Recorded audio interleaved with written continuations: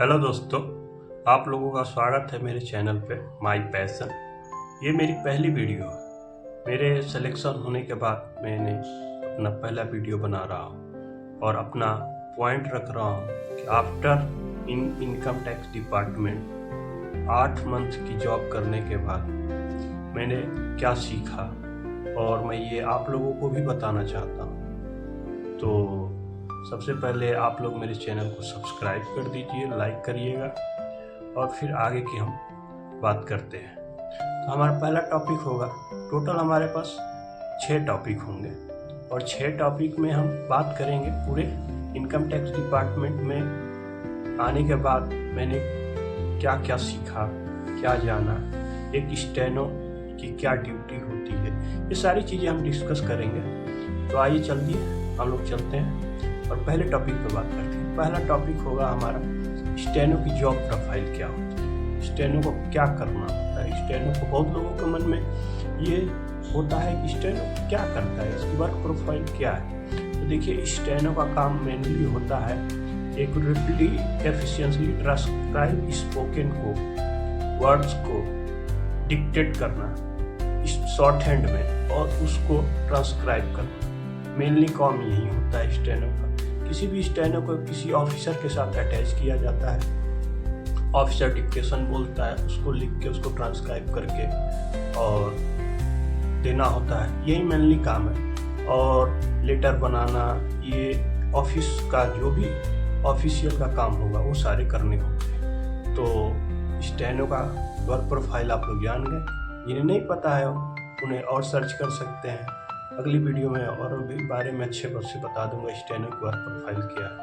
दूसरा टॉपिक होगा हमारा ऑफिस टाइमिंग क्या होती है इनकम टैक्स डिपार्टमेंट में। तो मेरे ऑफिस टाइमिंग है दोस्तों 9:30 टू 6 PM की ड्यूटी होती है। बीच में हाफ आवर की लंच होती है, हाफ आवर की लंच होती है और 9:30 टू 6 की ड्यूटी होती है। तो ऑफिस टाइमिंग तो जेन्युइन है, सारे ऑफिस की लमसम इतनी ही होती है, किसी की थोड़ी इधर उधर होती है, किसी ज़्यादा लोगों की 10 बजे से होती है। तो ऑफिस टाइमिंग यही है हमारी।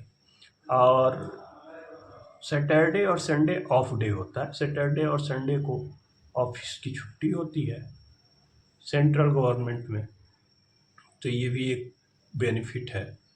तो सैटरडे संडे को ऑफ होता है।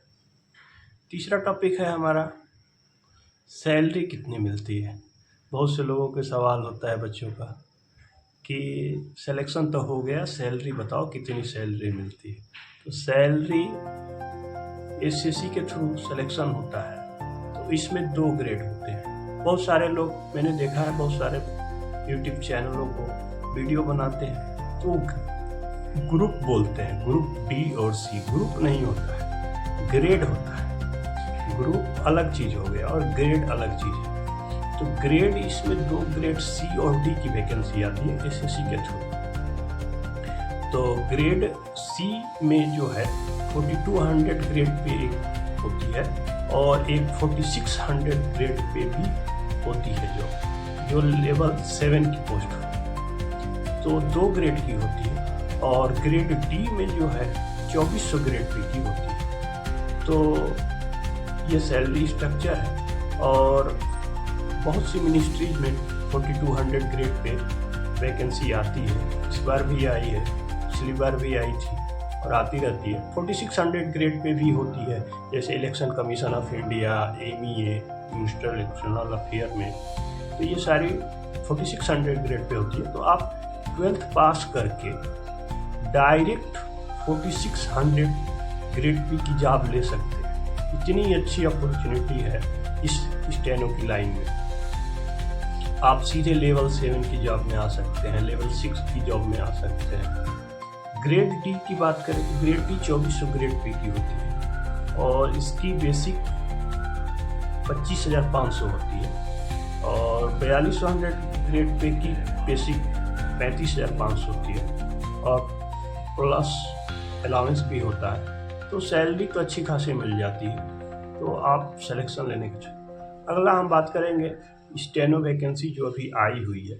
बहुत से बच्चे डर गए थे कि 261 वैकेंसी आई है, 261 वैकेंसी में क्या होगा, कैसे सिलेक्शन होगा। तो इसमें क्या होता है एसएससी में कि एसएससी सारे डिपार्टमेंट से वैकेंसी मांगती है कि आपके पास कितनी वैकेंट पोस्ट खाली है, आप बताओ। तो इस बार क्या हुआ, एसएससी का एग्ज़ाम सबसे लास्ट में होता था, अक्टूबर नवंबर में होता था। लेकिन इस बार एसएससी ने क्या किया, वैकेंसी सबसे पहले स्टेनो की निकाल दी और इसका एग्ज़ाम भी सबसे पहले अगस्त में ले रहा है। तो बहुत सारे डिपार्टमेंट एसएससी को ये बता नहीं पाए थे कि हमारे भी यहाँ इतनी वैकेंट पोस्ट है, इसलिए एसएससी के पास जो डाटा उसके पास अवेलेबल था उतने का उसने नोटिफिकेशन में निकाल दिया कि 261 पोस्ट वैकेंट है। और बाकी सारे डिपार्टमेंट धीरे धीरे बताएंगे तो ऑटोमेटिकली जो है वैकेंसी इंक्रीज होगी। और बहुत सारे डिपार्टमेंट से जब रिपोर्ट आई तो उसने वैकेंसी को इंक्रीज करके 1500 प्लस कर दिया है। और ये वैकेंसी आगे भी बढ़ेगी क्योंकि अभी इसमें टाइम है, अभी रिटेन होगा, स्किल होगा, फाइनल रिजल्ट आते आते में अभी बहुत टाइम 6 महीने का लग जाएगा। 6 महीने में जो डिपार्टमेंट अपनी वैकेंसी बता नहीं पाए हैं वो फिर रिपोर्ट करेंगे एसएससी को, तो वैकेंसी इंक्रीज होगी। और ये वैकेंसी इंक्रीज होकर कम से कम 1700 के आसपास चली जाएगी। तो बढ़िया अपॉर्चुनिटी है। जो बच्चे 2025 की स्टेनो की तैयारी कर रहे हैं वो सिलेक्शन लें, और सिलेक्शन लेने के बाद आए डिपार्टमेंट्स में आए, बहुत सारे डिपार्टमेंट में आने के बाद उन्हें कैसा फील होगा। मैं अपना जेन्युइन बताता हूँ, आफ्टर सिलेक्शन के बाद कैसा फीलिंग होता है, सब लोग जानना चाहते हैं। आफ्टर सिलेक्शन के बाद आप किसी भी डिपार्टमेंट में जाते हो, आपकी जो है सबसे बड़ी होती है कि आपका वर्क, जो आप बेरोजगारी में प्रेशर रहता है वो हट जाता है आपके यहाँ से। आपका बेरोजगारी प्रेशर ख़त्म हो जाएगा, आपको अच्छी खासी सैलरी मिलेगी और आगे की तैयारी करने के लिए आपके पास बढ़िया टाइमिंग भी मिलता है स्टेनोग्राफर लाइन में।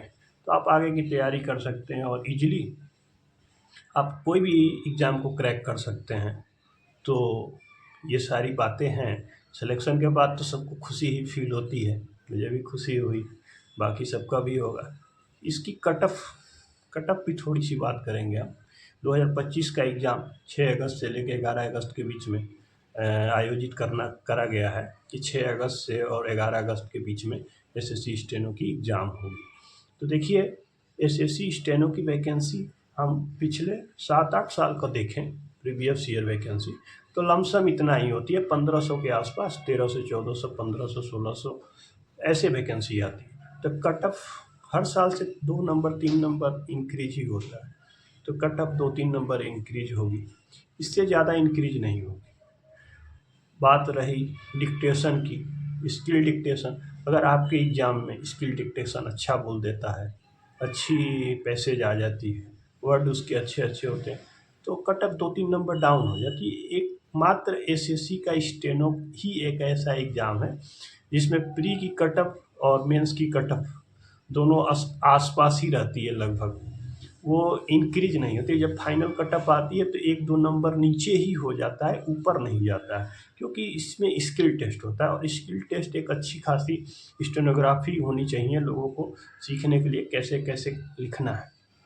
और ये थोड़ा एक उबाऊ चीज़ है, लोग इससे भागते हैं, सीखना नहीं चाहते हैं।